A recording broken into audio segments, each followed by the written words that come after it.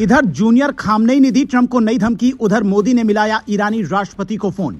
Middle east में रुकेगी तबाही, मोदी रुकवाएंगे जंग, तेल गैस पर हो गई बड़ी ढील। डोभाल ने दी रिपोर्ट, शाह जयशंकर ने की समीक्षा, फिर मोदी ने लिया फाइनल फैसला। यह है प्रधानमंत्री नरेंद्र मोदी का ट्वीट, जो लिखते हैं, ईरान के राष्ट्रपति से हमने फोन पर बातचीत की। इनका यह ट्वीट रात करीब 11 बजे आता है। उससे पहले दिन में एक हाई लेवल मीटिंग होती है।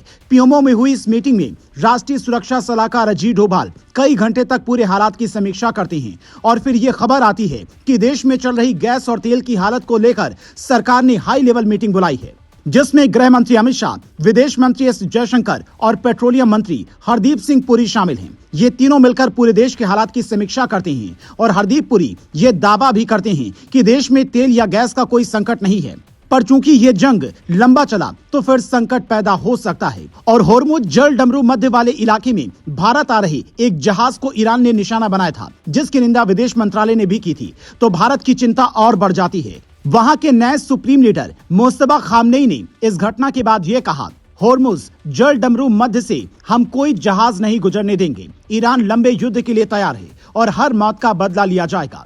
शायद यही वजह रही कि तेल गैस समेत वैश्विक शांति को लेकर पीएम मोदी सीधा वहां के राष्ट्रपति डॉक्टर मसूद पेजेश्कियान से बातचीत कर जानकारी लेते हैं कि मिडिल ईस्ट में गंभीर स्थिति पर ईरानी राष्ट्रपति डॉक्टर मसूद के साथ बातचीत हुई। क्षेत्र में तनाव में वृद्धि, नागरिकों की जान माल की हानि और नागरिक ढांचागत सुविधाओं को हुए नुकसान को लेकर गहरी चिंता जताई।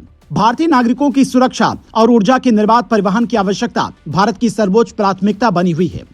मोदी ये भी कहते हैं कि हमने शांति और स्थिरता को लेकर प्रतिबद्धता दोहराई है। हालांकि मोदी अपने पोस्ट में ये कहीं नहीं लिखते कि उन्होंने ईरान के सुप्रीम लीडर रहे खामनेई की मौत पर शोक जताया हो, जिसे लेकर जानकार कहते हैं कि मोदी की ये बातचीत कूटनीतिक स्तर पर मध्यस्थता को लेकर भी हो सकती है, वो भी ऐसे वक्त में जब जंग से ठीक पहले मोदी इजराइल में थे और मोदी के इंडिया लौटते ही इजराइल ने हमला किया था। फिर भी ये दावा इसलिए भी किया जा रहा है क्योंकि कुछ दिन पहले ही भारत में यूएई के पहले राजदूत हुसैन हसन मिर्जा ने कहा था, पीएम मोदी की ओर से ईरान और इजराइल के अपने समकक्षों को किया गया एक फोन कॉल इस मुद्दे का समाधान कर सकता है और इसे समाप्त कर सकता है। सिर्फ एक फोन कॉल।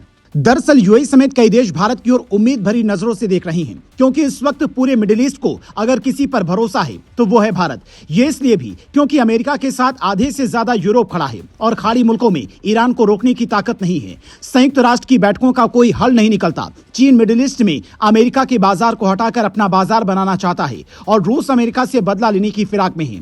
इसीलिए ऐसी हालत में भारत ही इकलौता ऐसा देश बच जाता है जो तटस्थ रहकर दोनों देशों की मध्यस्थता करवा सकता है। ईरान से भी भारत के रिश्ते अच्छे हैं और अमेरिका इजराइल तो भारत के अच्छे दोस्त हैं ही, जिसका जिक्र यूएई के पहले राजदूत कर रहे हैं। ये ठीक ऐसा ही है जैसे रूस यूक्रेन युद्ध के वक्त कई लोग ये पूछ रहे थे कि भारत अपनी नीतियां स्पष्ट क्यों नहीं कर रहा है, लेकिन कुछ वक्त बाद पीएम मोदी ने यूक्रेन का भी दौरा किया और वहां वो गए तो बाकायदा रूस ने उस दौरान हमले भी रोक दिए थे। उसके बाद मोदी रूस का भी दौरा करते हैं, जो ये बताता है कि भारत की वैश्विक नीति सबसे अलग है। वो पाकिस्तान की तरह ना तो अमेरिका के साथ हर वक्त खड़ा होने की बात करता है और ना ही ईरान को भला बुरा कहता है, बल्कि अपनी नीति से दुनिया को चौंका देता है।